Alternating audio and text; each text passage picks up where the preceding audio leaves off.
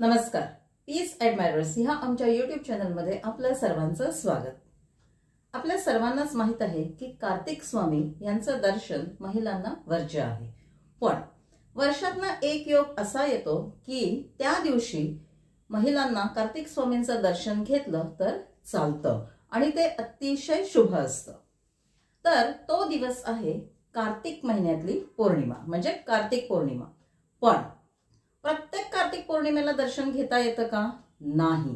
तर त्यासाठी आणखी एक योग जुळून यावा लागतो आणि तो म्हणजे ह्या कार्तिक पौर्णिमेच्या दिवशी कृत्तिका नक्षत्र हे यावं लागतं. म्हणजे काय, ज्यावेळी हे दोन्ही योग जुळून येतात, कार्तिक पौर्णिमा आणि कृत्तिका नक्षत्र हे दोन्ही जेव्हा एकत्र येतात त्या दिवशी, त्या वेळेत, त्या काळात महिलांनी कार्तिक स्वामींचं दर्शन घेतलेलं चालतं. तर ह्या वर्षी हा योग जुळून आलाय. कारण प्रत्येक कार्तिक पौर्णिमेलाच आपल्याला कृत्तिका नक्षत्र मिळेलच असं नाहीये, पण ह्या वर्षी हा शुभ योग जुळून आलाय. तर त्या कार्तिक स्वामींच्या दर्शनाची नेमकी वेळ कोणती? पौर्णिमा आहे शुक्रवारी 15 नोव्हेंबरला. तर ही पौर्णिमा सुरू होते पहाटे म्हणजे सकाळी लवकर 6:21 आणि ते कंटिन्यू होते दुसऱ्या दिवशीच्या अगदी ब्रह्ममुहूर्तापर्यंत म्हणजे 3 वाजेपर्यंत. तर हा काळ आहे पौर्णिमेचा. पण ह्याच्यामध्ये कृत्तिका नक्षत्र सुरू होतंय 15 नोव्हेंबरला म्हणजे शुक्रवारी रात्री 9:55 आणि ते कृत्तिका नक्षत्र कंटिन्यू होते शनिवारी संध्याकाळी 7:28 पर्यंत. तर ह्याच्यामध्ये आपल्याला कार्तिक स्वामींच्या दर्शनासाठी कुठली योग्य वेळ मिळते म्हणजे पौर्णिमा आणि कृत्तिका नक्षत्र. तर ह्या दर्शनाची वेळ आहे रात्री 9:55 पासून ते पहाटे म्हणजे दुसऱ्या दिवशी 3 वाजेपर्यंत. दुपारच्या नाही, पहाटेच्या 3 वाजेपर्यंत. तर ही योग्य वेळ आहे कार्तिक स्वामींच्या दर्शनाची. बर, तर ह्या दिवशी कार्तिक स्वामींचं दर्शन अवश्य घ्या.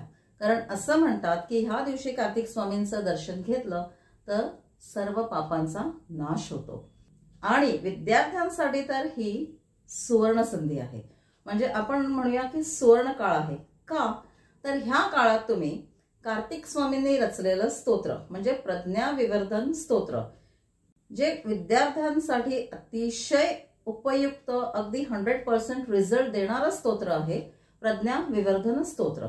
तर आपण काय करायचंय, ह्या दिवशी ह्या काळात हे प्रज्ञा विवर्धन स्तोत्र 21 वेळा म्हणायचंय. 21 वेळा त्याचं पठण करायचंय. तर ह्या काळात ज्या वेळेला तुम्ही ह्या प्रज्ञा विवर्धन स्तोत्राचं पठण करता त्या काळात त्याचे रिझल्ट मल्टिप्लाय होतात. म्हणजे जास्त पटीने तुम्हाला त्याचा परिणाम मिळतो.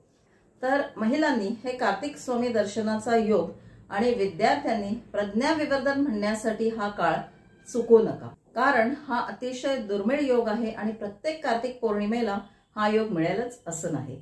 तर जेव्हा हा योग येतो त्याचा नक्की लाभ घ्या. तर अशाच आमच्या उपयुक्त आणि छान छान व्हिडिओसाठी आमचं हे जे चॅनल आहे पीस ॲडमायरर्स ते सबस्क्राईब करा. आणि ही जी माहिती आम्ही ह्या व्हिडिओमधनं जी पोहोचवतो ती जास्तीत जास्त लोकांपर्यंत पोहोचवा. म्हणजे काय, आमचे व्हिडिओ जास्तीत जास्त लोकांना शेअर करा. हा व्हिडिओ शेवटपर्यंत पाहिल्याबद्दल आमच्या सगळ्या पीस ॲडमायरर्सच्या व्ह्यूअर्सना थँक्यू.